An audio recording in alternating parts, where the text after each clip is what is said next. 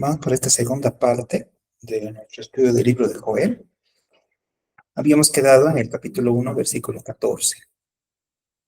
Proclamad ayuno, convocad asamblea, congregad los ancianos y a todos los moradores de la tierra, en la casa de Jehová vuestro Dios, y clamad a Jehová. El contexto es muy importante.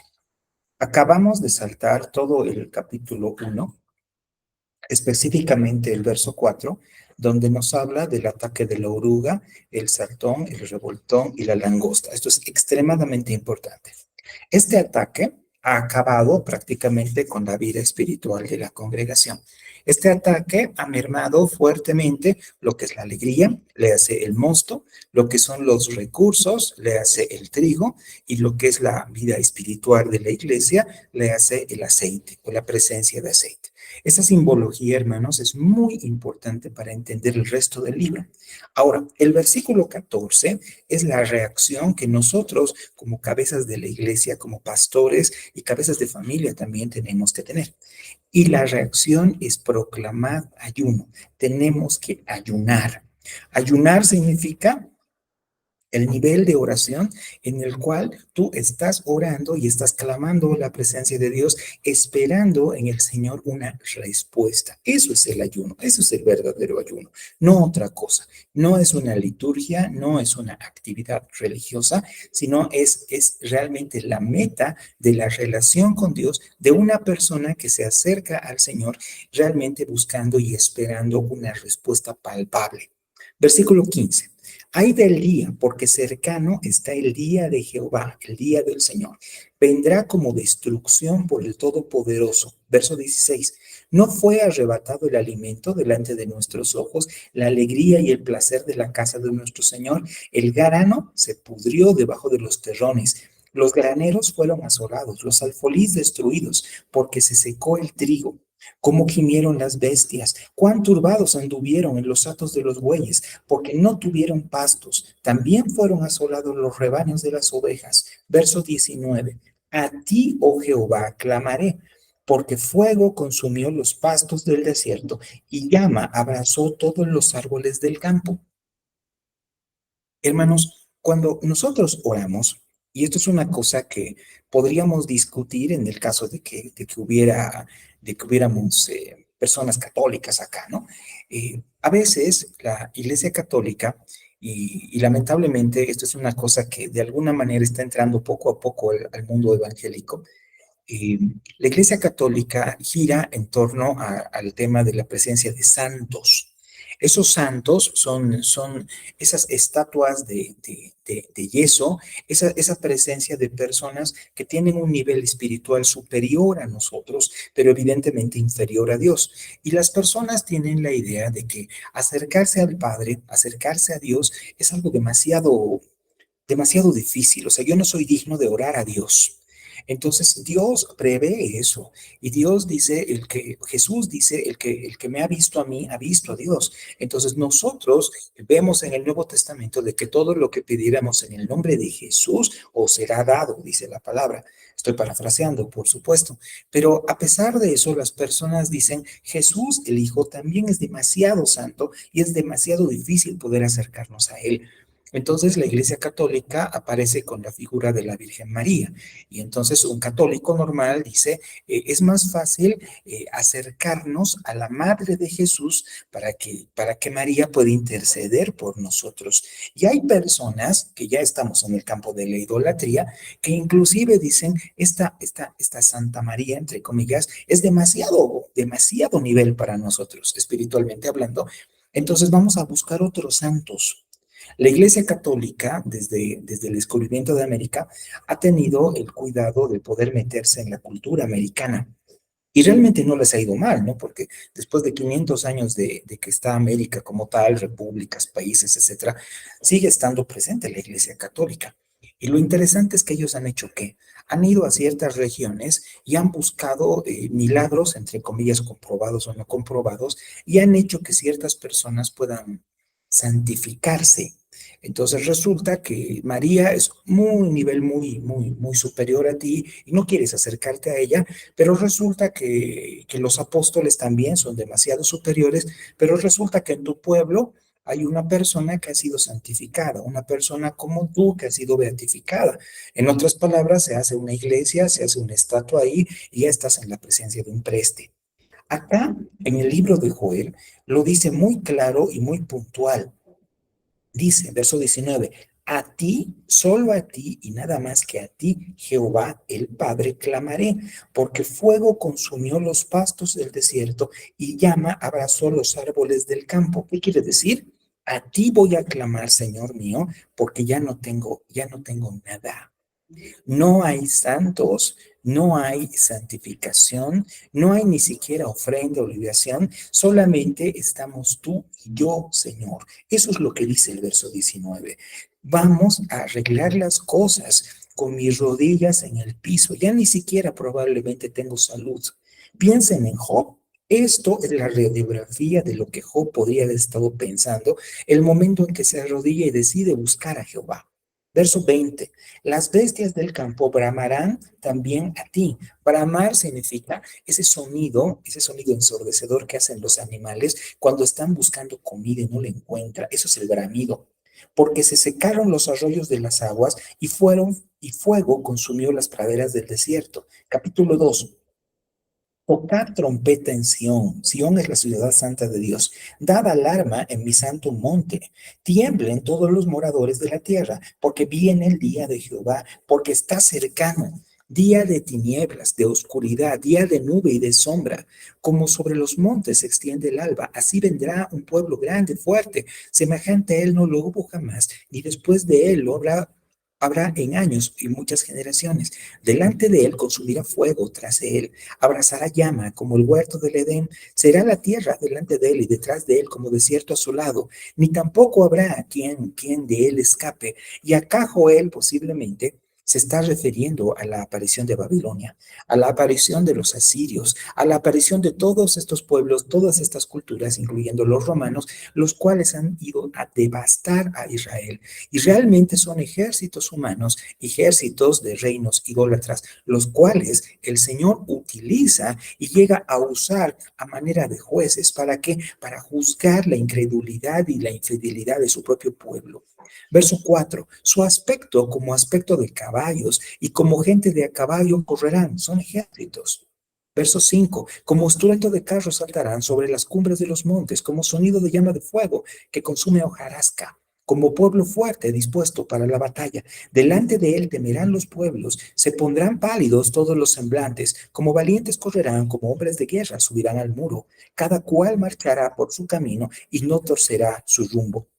Una cosa muy interesante que nosotros podemos ver en las culturas antiguas, especialmente en las ciudades antiguas, es la presencia de muros. Recordemos que en los tiempos de Cristo, antes de la invención de la pólvora, la gente construía ciudades fortificadas y las fortificaba con muros. Los muros significaban para los que vivían dentro de la ciudad un tema de seguridad, un tema de protección. Y para los reyes, inclusive los muros significaban un tema de estatus. Los romanos inventan, y los griegos también inventan las catapultas. Catapultas son unas herramientas que utilizan el principio de la palanca que sirve para lanzar piedras contra los muros y con esto intentar derribar los muros. Pero hay muros tan fuertes y tan fortificados que pueden resistir el golpe de piedras gigantes, el golpe de catapultas. La dinamita estaba muy lejos todavía de ser inventada. Lo interesante es que hay culturas como los romanos que inventan otro mecanismo para la guerra y ese mecanismo son los terraplenes. Un terraplén, hermanos, es como un cerro artificial. Ellos van acumulando tierra y piedras y van colocándolo al lado del muro y van colocándolo, soportando la nube de flechas de la gente que está parcada encima del muro. Poco a poco el terraplén va subiendo y subiendo el nivel de la tierra hasta que el muro queda inútil y los romanos pudieron invadir Jerusalén caminando. sin necesidad de escaleras, gracias a los terraplenes. Esta es la figura que está colocando acá. Gente que no teme pasar el muro de Jerusalén, que no teme pasar los muros de las ciudades fortificadas de Israel.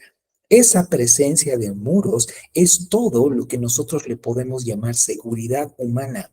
Y es evidentemente el paz y seguridad que se refiere después en el libro de Apocalipsis. Verso 8.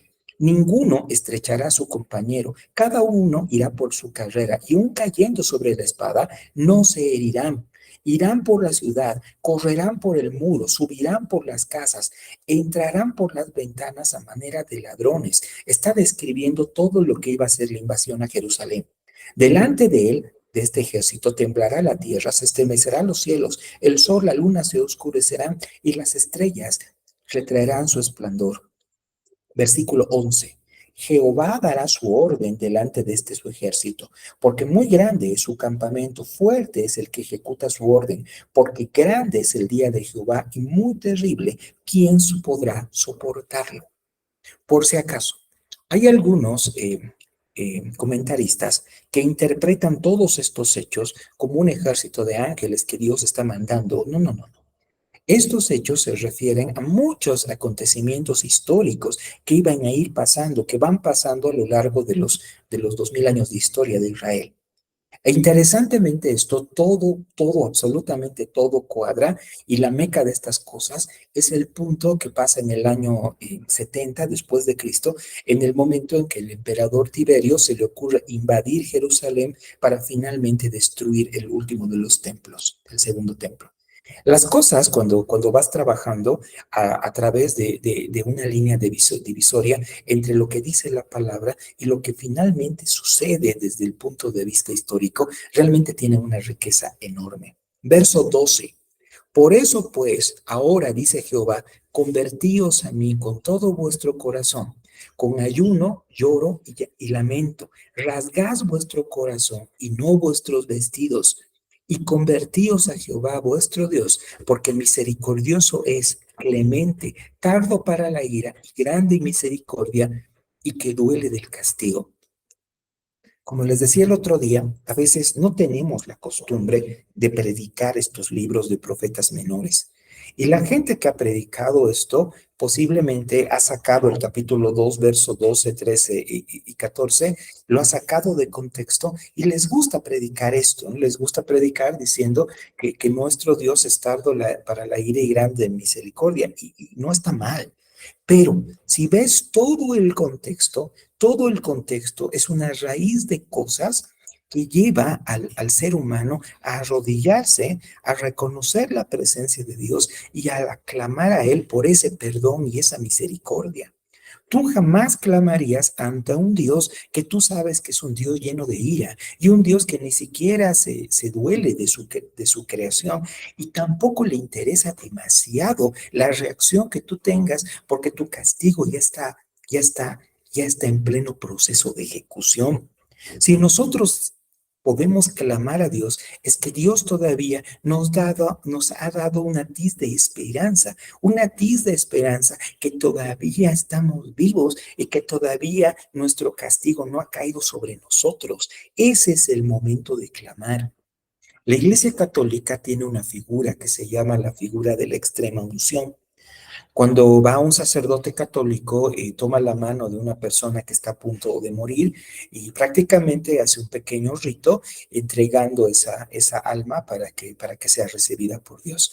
Pero les comento que la mayor parte de estas veces esta figura de extremaunción se hace con enfermos que están completamente terminales y con personas que bien posiblemente no estén en sus cinco sentidos. Hay mucha gente que me dice que hay de la figura del ladrón de la cruz, el ladrón de la cruz que se convierte prácticamente minutos antes de morir y de entregar su alma al Señor. ¿Saben qué? Esa figura existe, claro que sí existe, pero no es la regla. Cuidado que alguno de ustedes, alguna de las personas que ustedes quieren, les responda a ustedes mismos que van a vivir la vida loca y que cuando estén a punto de morirse recién se van a convertir. Saben, hermanos, nosotros no sabemos cuándo vamos a morir. Yo no sé si el día de hoy voy a poder llegar a casa, ni ustedes tampoco. La muerte está tocando la puerta y está ahí. Y hay un ángel que es el ángel de Jehová que está confrontando con la muerte. ¿Para qué? Para darnos una hora, un día más de vida, un momento más de esperanza, para que nosotros podamos doblar rodillas y acercarnos a nuestro Dios. Nada está detenido porque sí.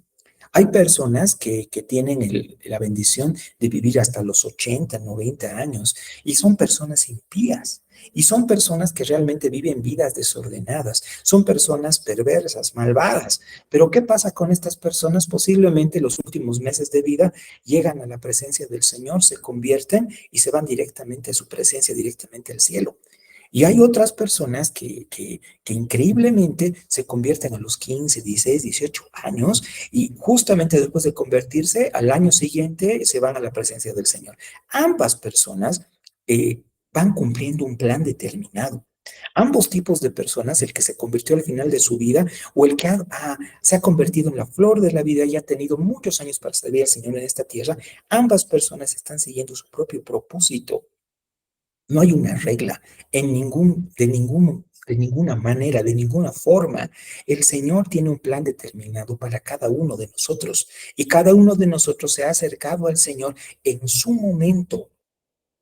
Yo he conocido en esta universidad a varias personas que me han dicho, a mí me duele haber desperdiciado los mejores años de mi vida. Yo me he convertido recién a mis 50, 60 años y mire al momento que recién me estoy enterando que hay una universidad y estoy estudiando, pero les comento que ese era su propósito, esa era la forma en que el Señor ha visto que era la mejor forma de atraerte a su presencia. Hay otras personas que se convierten de muy niños, cada uno de nosotros conforme al propósito que Dios ha predestinado para él desde antes de la fundación del mundo. Eso dice la palabra. Versículo 14. ¿Quién sabe? ¿Quién sabe? Qué lindo es este versículo. ¿Quién sabe si volverá y se arrepentirá y dejará bendición tras de él? Esto es ofrenda y libación para Jehová vuestro Dios. ¿Saben? Nosotros no, y por eso les hablaba en la anterior parte que tenemos una cultura muy boliviana y nosotros pensamos que vamos a doblarle el brazo a Dios en base a oración, en base a paro y bloqueo. Pero en realidad nosotros lo único que podemos hacer es arrodillarnos a la presencia de Dios, no para que Dios haga las cosas que nosotros queremos que haga, sino que Dios haga las cosas que Él quiera hacer. En otras palabras, la primera persona que va escuchando nuestras oraciones es nuestro propio corazón, para que aprenda nuestro corazón malvado, nuestro corazón perverso, a quién debe sujetarse, para que aprenda nuestro propio espíritu que realmente hay alguien que controla todas las cosas, que nuestra propia carne aprenda a menguar, aprenda a retroceder en sus deseos egoístas. ¿Y por qué? Verso 14. ¿Quién sabe si el Señor volverá, se arrepentirá y dejará bendición tras de él? Y esto es verdaderamente la ofrenda y libación para Jehová vuestro Dios. Esa es la verdadera ofrenda. Esa es la ofrenda espiritual. Darle nuestra oración, nuestra sujeción, nuestra obediencia. Y eso es más allá de nuestro tiempo, nuestros recursos, que finalmente eso al Señor lo tiene sin cuidado. Darle lo mejor de nosotros. Verso 15. Tocad trompeta en Sión, proclamad ayuno, convocad asamblea. Este verso 15 nos dice que no hay opciones. Tenemos que convocar a asamblea. Todos tenemos que acercarnos en ayuno y oración a la presencia de nuestro Señor. Y el versículo 14 es clave, porque quién sabe si Él volverá y se acordará de nosotros.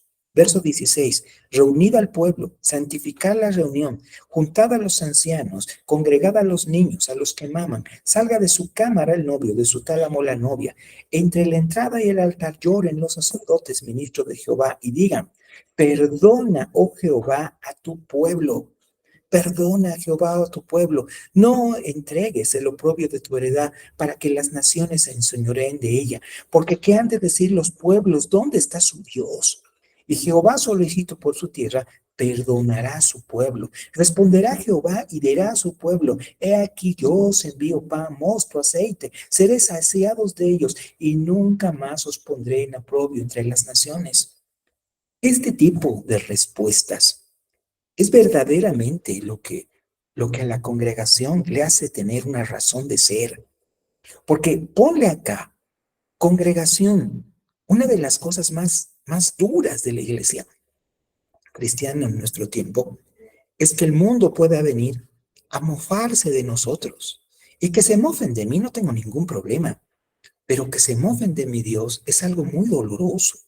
Que se mofen de mi Dios y que la gente nos diga, ustedes son cristianos, ustedes enseñan siembra, cosecha, ustedes enseñan a ofrendar, ustedes enseñan milagros y sanidades, pero los más enfermos de COVID están dentro de la iglesia, los más pobres están dentro de la iglesia, los más corruptos, los más adúlteros son los, entre comillas, cristianos.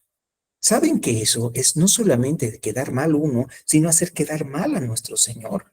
Y realmente eso se arregla con la presencia misma de Dios, la presencia misma de Dios que va a poner cosas en su lugar.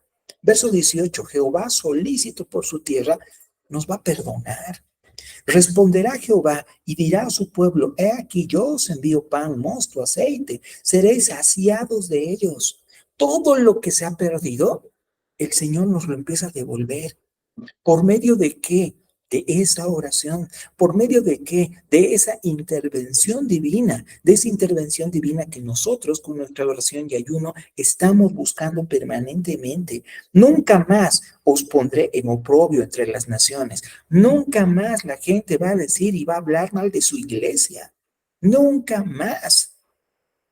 Verso 20. Haré alejar de vosotros al norte y lo echaré en tierra seca y desierta. Su faz será hacia el mar oriental y su fin al mar occidental, y exhalará su hedor y subirá su pudrición, porque hizo grandes cosas. Esto es el destino de la gente que a Israel lo ha intentado invadir. Podríamos hablar de Palestina si tuviéramos el tiempo, pero nosotros ahí vemos cuál ha sido el destino de la misma Babilonia, cuál ha sido el destino del imperio sirio, cuál ha sido el destino de Alejandro Magno, cuál ha sido el destino del mismo imperio romano. El Señor es fiel a sus promesas y estas son ese tipo de promesas que están acá en la palabra y que precisamente el libro de Joel dice, de esto van a contar a sus hijos y a sus nietos. Esto es muy importante porque esto se va dando en cada generación. Versículo 21, tierra, no temas, alégrate, gózate, porque Jehová hará grandes cosas. Tierra, no temas, porque todo está bajo control. Verso 22, animales del campo, no teman, porque los pastos del desierto reverdecerán, porque los árboles llevarán su fruto, la higuera, la vid darán sus frutos. Vosotros también, hijos de Sión, alegraos, gozaos en Jehová, vuestro Dios, porque os ha dado la primera lluvia en su tiempo. Hará descender sobre vosotros lluvia temprana y tardía, como al principio. Las eras se llenarán de trigo y los lagares rebosarán de vino y de aceite. ¿Saben? Esta crisis espiritual que nosotros hemos vivido, yo pienso que todos nosotros nos hemos acercado al Señor en crisis. No sé de nadie que se haya acercado al Señor en plena prosperidad. No hay nadie que haya dicho, bueno, yo creo que soy un tipo muy bueno y me volveré cristiano. No existe eso. La gente realmente se vuelve cristiana, la gente cambia de ritmo, de forma de vida, la gente se arrepiente cuando tiene de qué arrepentirse. Y yo pienso que todos tenemos de qué arrepentirnos. Pero independientemente de eso, hay mucha gente que está dentro de la iglesia y se olvida por qué se convirtió. Y estas personas les aparece la oruga, el saltón, el revoltón y la langosta. Todos estos bichos que realmente tienen como misión devorarte. Devoran tu comunión, devoran tus raíces, devoran tus frutos, te devoran completamente. Estos animales han destrozado todo. Y hay mucha gente que dice, yo tengo una crisis y voy a reprender al devorador. Yo he escuchado muchos pastores que dicen, Tu enfermedad la vamos a reprender. Hay otros que dicen tu miseria, tu pobreza, la vamos a reprender. Y empiezan a reprender al enemigo. ¿Saben qué es lo grave? En ninguna parte de este libro nosotros vemos la presencia de entes espirituales malvados. Acá no hay Satanás, no aparece. No hay Satanás, no le atribuyas cosas a Satanás que Satanás nunca ha hecho. No le atribuyas labores a Satanás que él no tenía. Si Satanás pudiera matarte, hermanos, ya te hubiera matado. Él no puede. Él tiene un límite y el límite es las cosas que el Señor le permite hacer. El verso 25 es el verso clave y eje de todo este libro. El verso 25 es una de esas cosas que nosotros tenemos que tener bien en mente, porque es el eje no solamente de nuestra doctrina, sino de nuestra comunión con Dios. El verso 25 nos da la luz que necesitamos para entender todo este libro, para entender toda la palabra y entender la labor y el trabajo que Dios tiene y ejecuta con nuestra vida. Verso 25 dice lo siguiente: yo os restituiré los años que comió la oruga, el saltón, el revoltón y la langosta, coma, mi gran ejército que envié contra vosotros. ¿Por qué es duro esto? Dios dice, yo te he mandado la oruga, el saltón, el revoltón y la langosta. Todo estaba controlado. No son demonios, son mensajeros de Dios. Dios ha permitido que te caiga ese ataque encima. Dios tenía todo bajo control desde el principio. ¿Saben qué pensaría Job? Y no sabemos realmente, porque el libro de Job no nos dice eso. ¿Qué pensaría Job si se enterara de que él ha sido parte de una, entre comillas, apuesta entre Satanás y Dios? Job, ustedes saben que un día Satanás fue a la presencia de Dios y le dice, mira, Job solamente te adora por lo que le das. Si tú le quitaras todo lo que tiene, seguramente te maldeciría. Y Dios le dice, quítale todo lo que tiene, vamos a ver. Y después Satanás va y le dice, si tú le dieras si le quitaras su salud, seguramente te maldeciría. Y Dios le dice, quítale la salud, solamente respeta su vida. Y Job nunca lo maldijo. Dios utiliza al mismo Satanás para probar, para que Dios pueda probar de qué estás hecho. Y les comento, después de haber salido de una prueba de este calibre, tú eres diferente, eres mejor. Todos nosotros nos vamos forjando como el oro, a base de fuego, a base de golpes. Y las personas más maduras son generalmente las que más pruebas han tenido, hermanos. Tú sabes que una persona nunca ha tenido pruebas ni nada cuando lo ves de lejos y ves que está jugando con Dios. Aquella persona que se ha tenido que arrodillar ante la presencia de Dios y aquella persona que han tenido que interceder por su vida o la vida de su familia y ha visto en su vida la mano milagrosa de nuestro Señor, esa persona va a tener un temor de Dios. Y ese temor de Dios va a ser el eje de su forma de actuar y el eje de todo su ministerio. Dios tiene todo bajo control, incluso la presencia de estos gusanos. Verso 26, comeréis hasta saciaros y alabaréis el nombre de Jehová vuestro Dios, el cual hizo maravillas con vosotros, y nunca más será mi pueblo avergonzado. Conoceréis que en medio de Israel estoy yo soy Jehová vuestro Dios. ¿Se acuerdan qué significaba el nombre Joel? Joel significaba yo soy Jehová. Yo soy Jehová vuestro Dios. Yo soy Joel. Yo soy tu Joel. No hay otro. Mi pueblo nunca más será avergonzado. Y después de esto, verso 28, y este es el eje de la predicación de Pedro.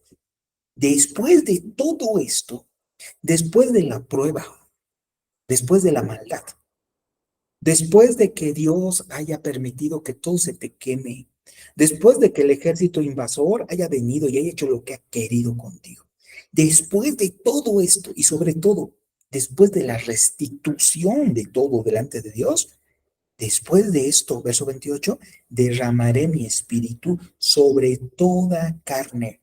Profetizarán vuestros hijos y vuestras hijas. Vuestros ancianos soñarán sueños y vuestras jóvenes verán visiones. ¿Saben?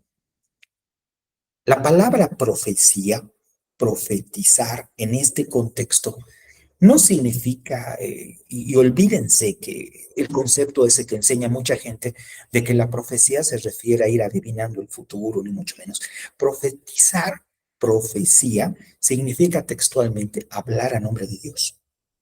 Que un niño hable a nombre de Dios, y no estoy hablando de un niño, es un niño espiritual, una persona que recién se ha convertido, una persona que tiene el beneplácito de tener el Espíritu Santo dentro y que de su boca pueda salir sabiduría.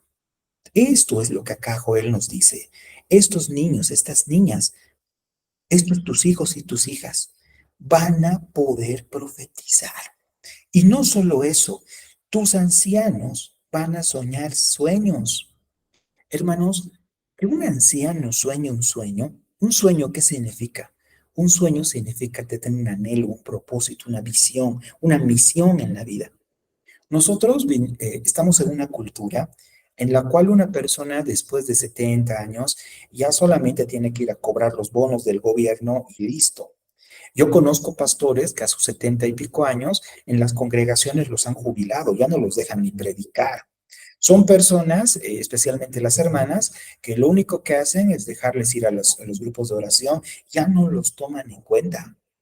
Acá, este derramamiento del Espíritu Santo habla de que no hay ancianos, no hay personas mayores, todos están como jóvenes, están como Josué y Caleb, conquistando a sus 80 años.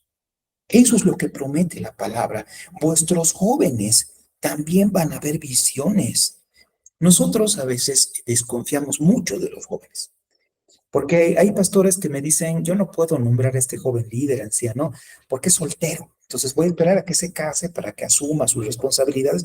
Pero te comento que los jóvenes tienen todo porque tienen energía, tienen vida, tienen visión. Lo que les falta a veces en las iglesias es oportunidad, hermanos. Y te comento, hay muchos pastores que confían en sus jóvenes y sus jóvenes les fallan. Acá la palabra dice que estos jóvenes van a tener la visión clara, van a tener la situación muy, muy clara y van a ser personas confiables. Verso 29. También sobre los siervos y sobre las siervas derramaré mi espíritu en aquellos días. Aquí el contexto del verso 29 dice, esclavos. Los esclavos también van a participar del derramamiento del espíritu. Por si acaso, nosotros no tenemos ese puente cultural para entender lo que significaba ser un esclavo. Si a alguno de ustedes le interesa el tema de estudiar la esclavitud en los tiempos bíblicos, yo les invito a leer el libro de Filemón. El libro de Filemón es la historia de un esclavo convertido, la historia de Onésimo. Un esclavo, hermanos, era poco menos que una cosa, era un animal, era una persona que no tenía el menor derecho, era una persona que le pertenecía a alguien. Ese alguien también tenía derecho a convertirse. Versículo 30, daré prodigios en el cielo y en la tierra, sangre, fuego, columnas de humo. El sol se convertirá en tinieblas, la luna en sangre, antes que venga el día grande y espantoso de Jehová. Y aquí el tema empieza a girar no en cuestiones apocalípticas, sino en cuestiones salvíticas. ¿Qué significa esto? Aquí empieza a aparecer textualmente el ministerio del Mesías. Versículo 32. Todo aquel que invocar el nombre del Señor, el nombre de Jehová será salvo. Esto me recuerda mucho al libro de Hechos, a la teología paulina. Pablo la tenía las cosas muy simplemente claras. Pablo decía, cree en el Señor Jesús y serás salvo. Y todo el que invocar el nombre del Señor será salvo. Y de cierto, es cierto y los digo que toda rodilla se doblará y toda lengua confesará que Jesucristo es el Señor, para que en el nombre del Señor se doble toda rodilla y toda lengua confiese que Jesucristo es el Señor. Y estoy citando Filipenses. Aquí es la promesa de Jesucristo. El verso 32 es la parte de este libro que habla textualmente de la promesa de un Salvador. Y para que llegue el Salvador en tu vida, tiene que haber pasado todo lo anterior. Verso 32 dice, porque en el nombre de Sión y en Jerusalén habrá salvación, como ha dicho Jehová, y entre el remanente el cual habrá el llamado. Habla de salvación, habla del Salvador.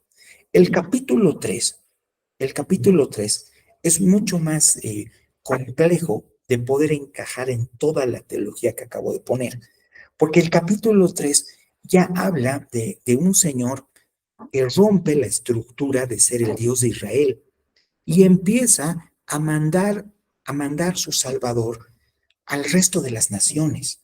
Y dice, capítulo 3, verso 1, porque aquí, en aquellos días y en aquel tiempo en el que haré volver de la cautividad a Judá y Jerusalén, reuniré a todas las naciones. Este término, las naciones, no es un término que los judíos hayan utilizado mucho. Para los judíos, ellos eran el pueblo de Dios, ellos eran el pueblo escogido. Y para los judíos, los demás no existíamos. Un judío ortodoxo generalmente oraba todos los días agradeciendo al Señor por ser judío y por no ser gentil.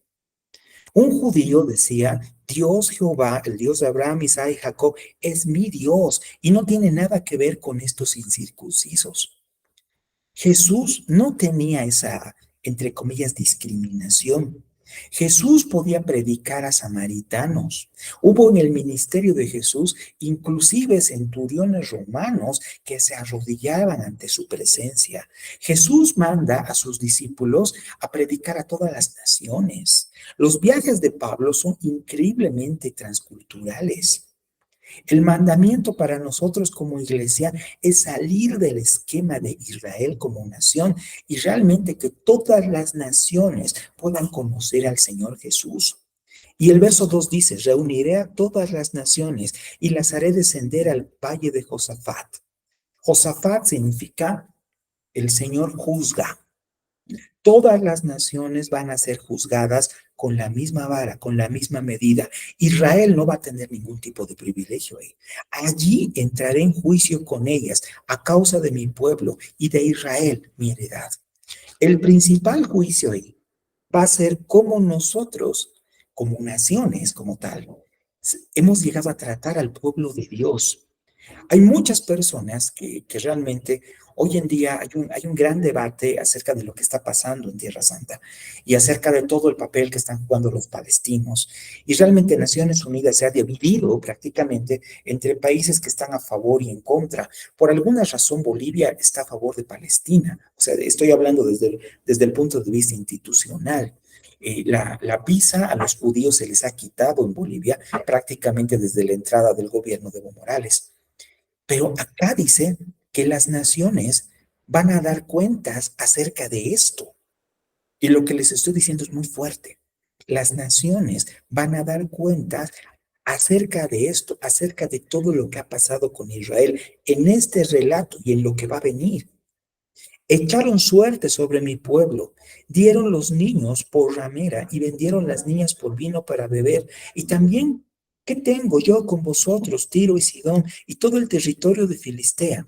Por si acaso, Filistea es Palestina, culturalmente hablando. ¿Queréis vengaros de mí? Y si de mí os vengáis, bien pronto haré yo recaer la paga sobre vuestra cabeza, porque habéis llevado mi plata, mi oro, mis cosas preciosas y hermosas metiste en vuestros templos, vendisteis los hijos de Judá, los hijos de Jerusalén, a los hijos de los griegos para alejaros de su tierra. He aquí, yo los levantaré del lugar donde los vendisteis y volveré vuestra paga sobre vuestra cabeza. Venderé vuestros hijos y vuestras hijas a los hijos de Judá, y ellos los venderán a los sabeos, nación lejana, porque Jehová ha hablado. Reclamad esto entre las naciones, proclamad guerra, despertad a los valientes, acérquense, vengan todos los hombres de la tierra. Todo esto, hermanos, todo el capítulo 3 ya está en el campo de la profecía futuro. El Señor ha llegado. Nosotros estamos viviendo en ese tiempo de evangelización. Después va a venir esto. Cómo el Señor va a juzgar todas las cosas, va a poner todo, absolutamente todo en su lugar. Verso 10, forjad espada, vuestros asadones lanzas y vuestras hoces. Diga el débil, fuerte soy. En otras palabras, ármense hasta los dientes, porque la cosa es dura. Juntaos, venid naciones, todas de alrededor y congregaos. Haz venir allí, oh Jehová, tus fuertes. Despiértense naciones, suban al valle de Josafat, porque allí me sentaré para juzgar todas las naciones de alrededor, echar la hoz sobre la mies, porque ya está madura. Venid, descended, porque el lagar está lleno. Rebosad las cubas, porque mucha es la maldad de ellos. Muchos pueblos en el valle de la decisión, porque cercano está el día de Jehová, en el valle de la decisión.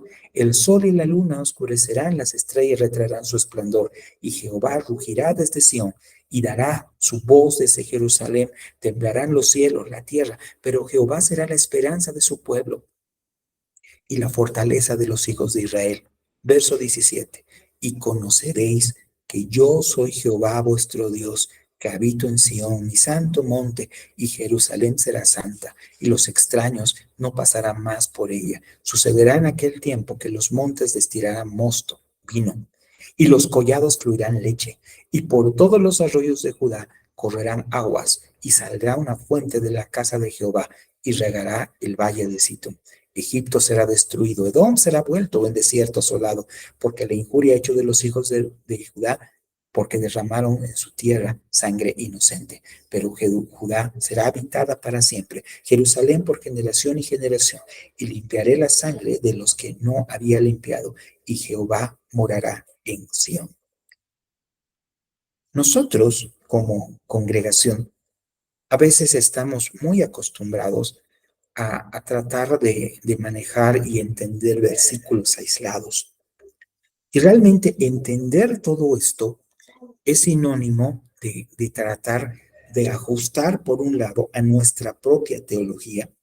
Por otro lado, mirar estos libros de profetas menores a través de todo lo que Jesús y especialmente Pablo nos llega a enseñar en el Nuevo Testamento. Y todo esto va a girar siempre en función del Evangelio de la gracia y la misericordia. Muchos de nosotros a veces tenemos la tentación de pensar como judíos. ¿Cómo pensaban los judíos? Ellos decían, quiero que Dios venga y arregle todas las cosas. Quiero que mis enemigos caigan a sus pies. Pero nosotros no somos judíos. Nosotros somos pueblo de Dios, sí, pero somos un pueblo escogido, somos una nación santa, somos alguien que ha sido injertado, somos injertados en Él. Y como injertados en Él, tenemos que entender que nuestros derechos, entre comillas, giran en torno a su gracia y su misericordia, no otra cosa. Ninguno de nosotros ha hecho nada por su salvación. Y lejos está de nosotros el alegrarnos del castigo de nuestros enemigos. Repito, este comportamiento, este pensamiento nos puede acercar peligrosamente a convertirnos en fariseos. El mensaje del libro de Joel sigue siendo el mismo por los años. El día del Señor se acerca y pase lo que pase, Jehová sigue siendo Dios. Estés en crisis, estés en enfermedad, estés en miseria, estés en crisis, enfermedad o miseria espiritual, Jehová sigue siendo Dios. Tú arrodíllate, no dejes de buscarle. ¿Por qué? Porque eventualmente Él va a poner en su lugar todas las cosas. Amén. Bueno, hermanos, Dios los bendiga. Estoy cortando la grabación.